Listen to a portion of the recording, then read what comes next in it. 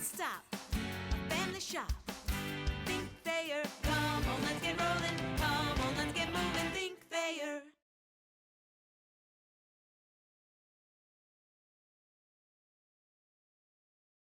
Hello and welcome to Falcon Weekly here at BGSUFalcons.com. I'm Evan Pivnick, joined by the head coach of the Bowling Green Falcons, Chris Bergeron. Coach, thanks for joining me. First thing I want to get into, obviously, the loss Friday night, not the result the team was looking for, and to wrap up the season series with Miami. What did you like? What did you like in that loss, or what did you not like? Go through both of them. The only thing I liked was, well, the two things I liked. We scored in the power play, and Chris, our goaltending was solid. I mean, Chris played well.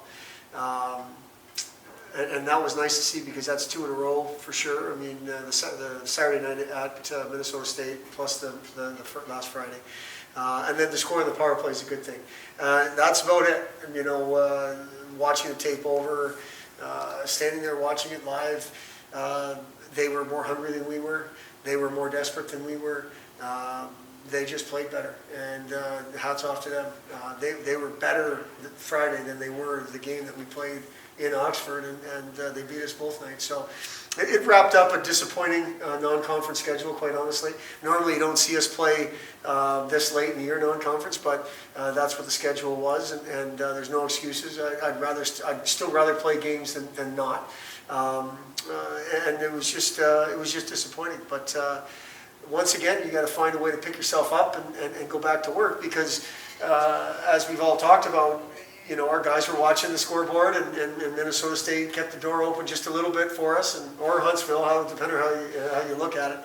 And we're still right in the middle of a regular season championship race, and you know, it's in terms of at least a share, we have some say in that. We don't need someone's help. So the message yesterday was that there's a championship at hand. And with 6 games to go in the regular season, we haven't been in this position before. Let's take advantage of this opportunity.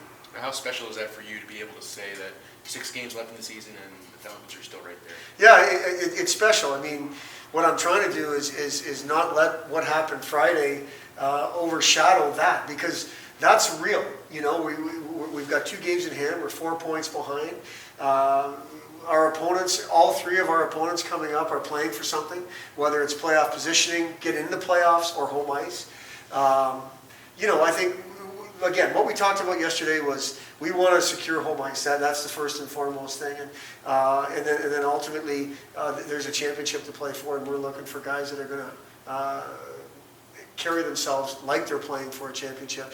But it is special for us to say this late in the year, realistically, we're in that conversation. We haven't been in that conversation before in the 5.5 years we've been here, and we don't know if we'll be in it again. So let's not take this for granted and not bring our best effort every day. Now the trip to Alaska coming up.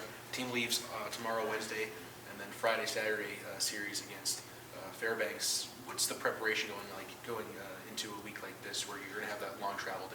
Well, we just played the Friday game this past weekend, so we gave them Saturday and Sunday off from a rest perspective. The preparation is Monday, Tuesday, and Wednesday. And a pretty normal travel week in the WCHA, except we're not driving through the night on a bus. We're flying through the day on Wednesday. We're going to arrive pretty late Wednesday night, Alaska time, which is really the only issue. You know, you get there at 10:45, 11 o'clock p.m. their time, which is, you know, 2, 3 in the morning, body clock wise. Other than that, it's, you know, it's getting used to the time change and all that kind of stuff. I mean, a lot of them sleep most of the day tomorrow on the plane and so on. But from a preparation on the ice standpoint, it's business as usual. What should we be working on? From a preparation physically, we're telling them get their rest, hydrate. So then, you know, Wednesday you're not, you know, dragging, or Thursday you're not dragging in particular because you're dehydrated or whatever.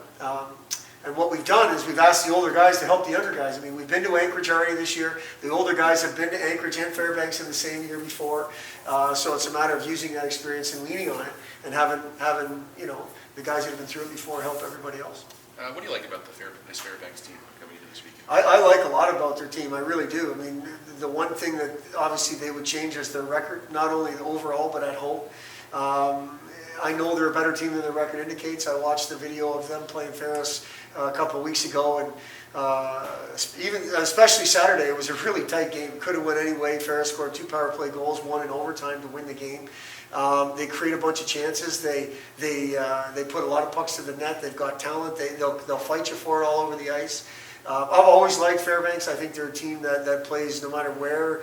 They kind of play the same way. They play hard. They obviously you lose a kid like Colton Parayko from last year's team. That's a huge hole, but Tyler Morley is still there. He's one of the better players in the league. He's a guy that has done damage against us before. And I just think they're a good team. I think they're a team that's trying to make something of this season where their record isn't quite the way they want it. And I don't want to be on the losing end of that.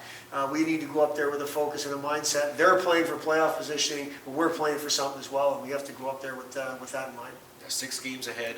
How difficult is it to take your eye off the scoreboard for a second, knowing that you do have control of the 6 games? It's hard, Evan. I mean, I think we'd be lying to say our kids aren't doing that and they're just focusing on their own business. What we don't want to spend so much time focusing on it or talking about it that we do forget about our own business. The fact is, what happened last weekend within our league put us in a situation where we control our destiny, and that has to be the focus. The one thing, Friday and Saturday of this week, we're going to know what happened in the league right before the games. I mean, we don't start till 11 o'clock Eastern time. Most of the games within our league will be done.